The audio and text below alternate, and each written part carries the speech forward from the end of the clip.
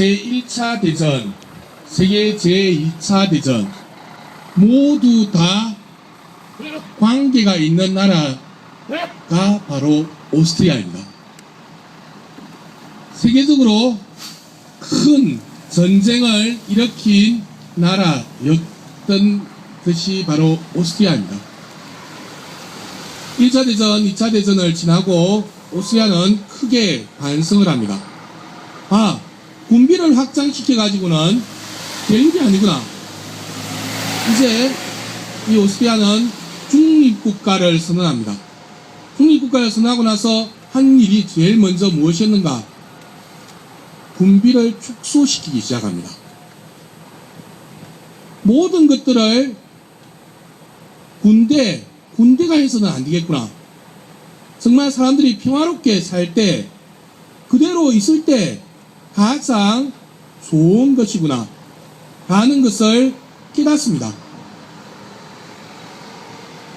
그래서 지금 어떻지요? 보면 벌써 1차 대전, 2차 대전 전쟁을 두 번이나 일으킨 나라가 지금은 우리나라보다 더 부유합니다.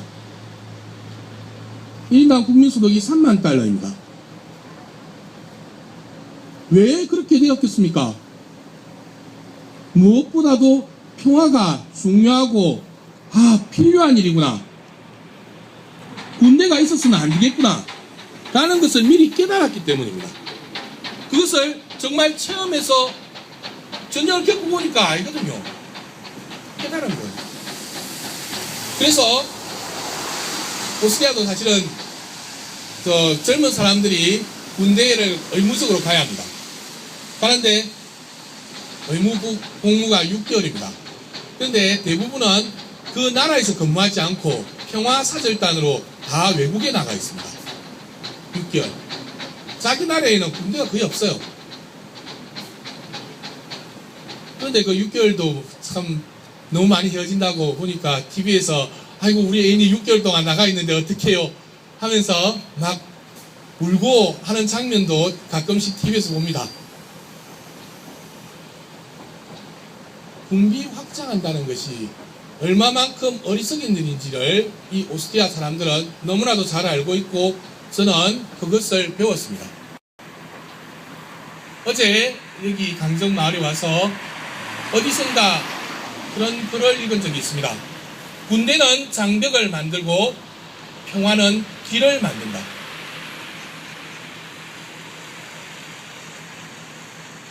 군기지 만든다고 해놓고 사실 평화가 왔습니까?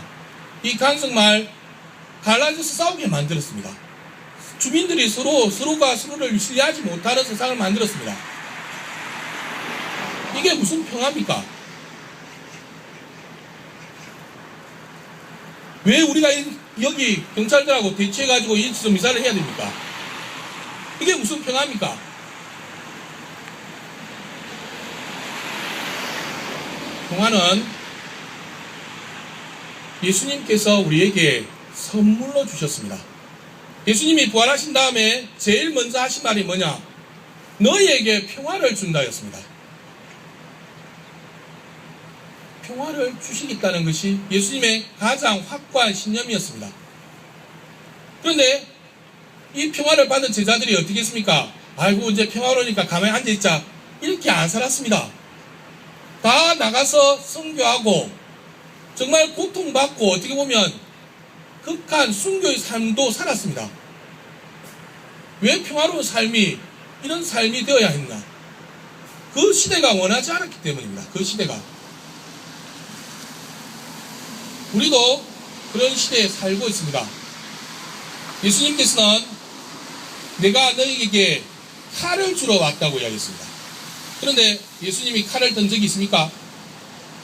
오히려 베드로가 칼을 드니까 옆에서 뭐라고 했습니까? 야, 칼 집어넣어라. 칼로 일어서는 자는 칼로 망한다 라고 이야기하셨습니다. 그렇다면 예수님께서 주고자 하는 칼이 뭐였겠습니까? 예수님 몸뚱아리였습니다. 그 칼은 그 몸뚱아리였습니다.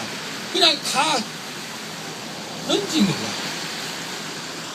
투신한 겁니다. 바로 그것이 예수님께서 우리에게 바라는 평화입니다. 그리고 그것이 우리에게 주고자 하는 평화입니다. 평화라는 말을 가장 잘 표현하고 있는 것이 히브리어 말로 샬롬이라고 합니다. 샬롬. 근데 이 샬롬은 모든 이 불일치가 다 깨어진 상태, 모든 것이 다 이루어진 상태를 의미합니다. 그런데 그 상태는 인간관계에 있어서 모든 것이 다 이루어진 정의도 포함되어 있는 샬롬이라고 합니다. 사실 우리는 이런 평화의 삶을 살고자 합니다. 우리가 누리고자 하는 것이 평화입니다. 그런데 세상은 너무나도 평화를 반대하고 또 막아쓰고 있습니다. 군대는 장벽을 만듭니다. 이거 보시면 벌써 만들고 있어요. 만들어져 있습니다. 이게 평화일 수가 없습니다.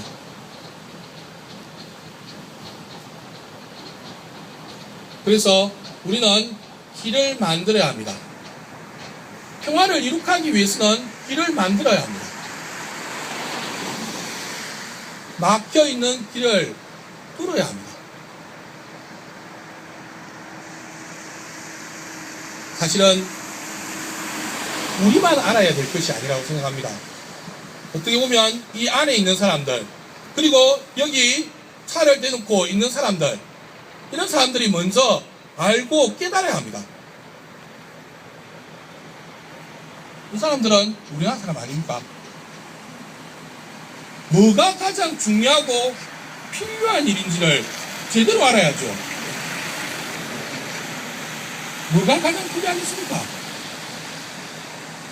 우리 함께 잘 살도록 하는 것, 그게 중요한 거 아니에요. 서로 싸우지 않고 사는 것, 그게 중요한 거죠. 그렇지 않아요. 여기 있는 사람들이 그렇게 생각하지 않는 한 이 평화는 너무나도 요원한 일입니다. 그래서 우리는 길을 만들어야 합니다. 길을 만들고 자꾸 뚫어내어야 합니다. 전국 교회에 있는 신부님들이 여기 와서 미사를 드리는 이유도 바로 그 길을 뚫기 위한 뭐라도 해야 되거든요. 노력을 해야 되잖아요. 우리가 예수님 앞에 뭐라고 대답을 하겠습니까? 예수님, 저렇게 하는데 다 놔뒀습니다. 라고 말할 겁니다. 예수님, 적어도 우리가 할 수 있는 최선의 노력은 다 했습니다. 라고 말할 수 있어야 된다고 생각합니다. 아멘. 그게 때로는 불가항력적이라 하더라도, 정말 힘든 일이라 하더라도 그 길을 걸어가야만 하는 것이 우리 신앙인의 자세가 아닐까, 그리고 우리가 정말 필요로 하는 일이 아닐까라고 생각합니다. 예수님께서는 무엇보다도 우리에게 평화를 원하십니다. 그 평화가 우리 안에 머물기를 원합니다. 오늘 복음 말씀을 생각해보면 잘 알고 있습니다. 잘 생각할 수 있습니다. 너희는 헤로데 누룩 조심하여라. 세상 사람들 누룩, 어떻게 보면 제자들도 마찬가지입니다. 그죠? 밥 먹을 걱정합니다. 경제적인 논리입니다. 이거. 그런데 예수님은 그거 조심하라고 합니다. 정말 중요한 것이 무엇인지 배우라고 합니다. 우리는 그 가치를 살아야 합니다. 그 정신을 살아야 합니다. 그런 삶을 살아갈 때 우리는 비로소 하나님께서 우리에게 주시는 은총, 그 복을 제대로 누릴 수가 있습니다.